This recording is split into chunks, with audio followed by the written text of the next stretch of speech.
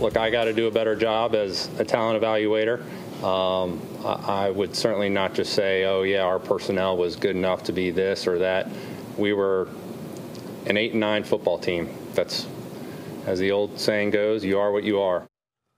All right, that was Matt Groh, personnel head, saying they have to get better as a personnel department. So have they? The additions, we've gone over it by now. Again, Riley Reif and Christian Gonzalez, the first-round pick, we'll put on there. White, the edge player, defensive lineman, we'll put on there as key additions and subtractions, we know as well. So have they done a good job? Have they improved sufficiently? Where have they improved sufficiently? Let's first, before we bring in Breer, bring in you. You can join the conversation. Vote at NBCSportsBoston.com/vote or scan the QR code on the screen and click on BST. Where have the Patriots improved the most on the field this offseason? Bert, what would you vote? I think it's a corner, because I think adding a real piece like a Christian Gonzalez without subtracting anybody, that's the thing about the other positions, right? Like you look at receiver, they add Juju Smith-Schuster, they lose Jacoby Myers. You look at tight end, they lose Jonnu Smith, they add Mike Gesicki. You could argue those are upgrades, but there's still somebody going out the door who they invested in. Like here at corner, I feel like they're bringing back Jonathan Jones, they're bringing back Jack Jones, and they're adding a guy who's got the potential to evolve into a #1 corner. So to me, you know, looking across the roster, I'd say that's probably the position where they have the most potential to improve. How about weakness, though? How about the weakness? It's tackle. There's still. no question. I mean, I can't believe like how vulnerable they've left themselves at the tackle position. It's almost like, you know, we've talked a lot about how like the roster's kind of built for Tom Brady to come in here and save the day. I feel like the offensive line is built for Dante Scarnecchia to come in and save the day. I mean, Riley Reif can't stay on a roster over the last couple of years. Trent Brown was in a bad spot with the team at the end of last year. Those are the two guys you're relying on. Calvin Anderson, who I've barely heard of, from Denver coming over, and then a 4th-round rookie you might convert from guard, who was playing at Eastern Michigan last year. It just like feels to me, it's like, do they think that Adrian Clem's going to come in and wave a magic wand and fix everything? Because I just don't see it here. And this is a position, guys, where like the best teams invest in these positions, right? Like you see the Bengals sign a big money tackle in Orlando Brown. The Chiefs signed a big money tackle in Jawan Taylor. And these are teams that were like in the championship game last year, the last 2 years in a row, that are adding big-time players at that position. So the actual biggest weakness, Devin McCourty on Quick Slants yesterday was asked about the biggest weakness, and he hit on it. It's what we talk about as a defense. Who do we have to game plan for? Who do we have to say, this guy can't beat us or that guy can't beat us? I think that's the thing when you week to week and you walk into a game as a defender, when that game's coming up and you're looking ahead, Cincinnati, like, oh, all right, we got to deal with Higgins and Chase. All right, let's talk about what we're going to do to defend this team. Back in my day, you know, years ago, you played Detroit. Oh, they got Calvin Johnson. How are we going to handle him? So I do agree with you. A guy, when teams used to play us, how are we going to handle Gronk? What are we going to do to... Okay, so it's not a specific position. It's a caliber of player. Well, and you add, like, again, like you add the tackle problem to that then, and you look at that, right?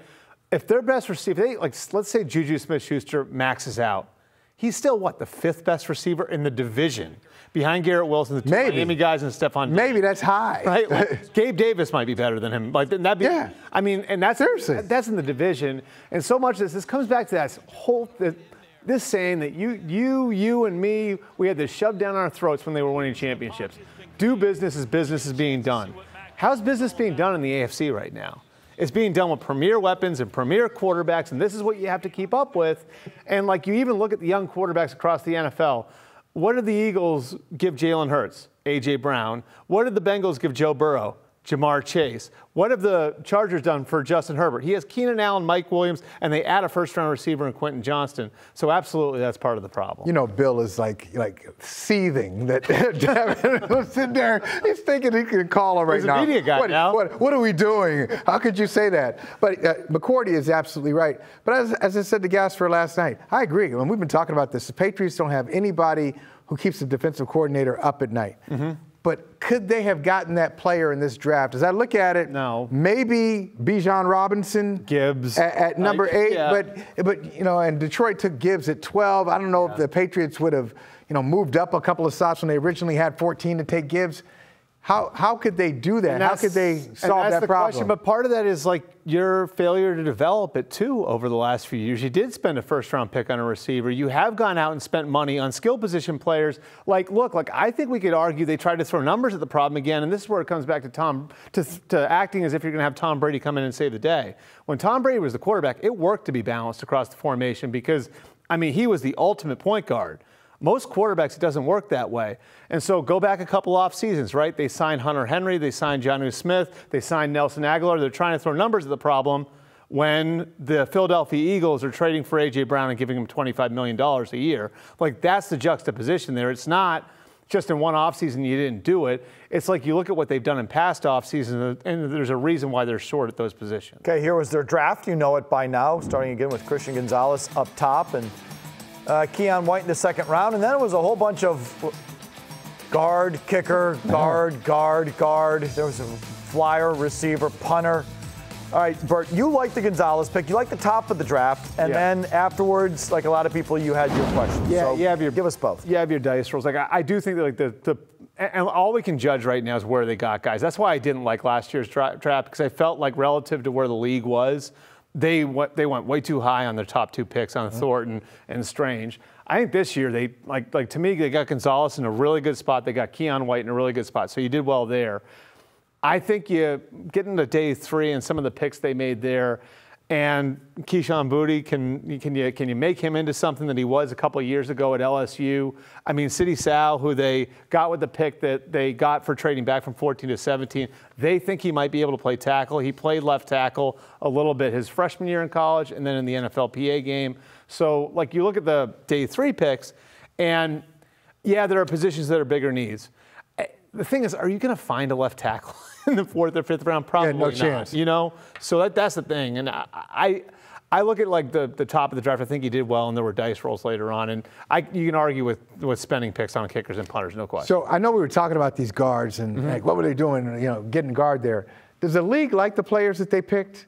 All those guards that they picked, the guards and the Andrews, the other Andrews at center. Yeah. Does the league look at these guys and say, hey, they're pretty good? There's like some suspicion, like where's David Andrews going to be in September? You know what I mean? Like, and I think like there's a feeling like maybe like is he like what sort of position is he going to be in a start at center? So I think that's where they draft the Andrews kids, like sort of insurance against what happens at center. The Sidney Sal kid, like, and I mentioned him a couple times. Like that's the one that I think the league he grew on the league over the last 3 months, had a really good pre-draft process, and he's the one that I would look at and say, if there's somebody that they're going to hit on that you're not expecting, maybe that guy winds up being one of your starting tackles.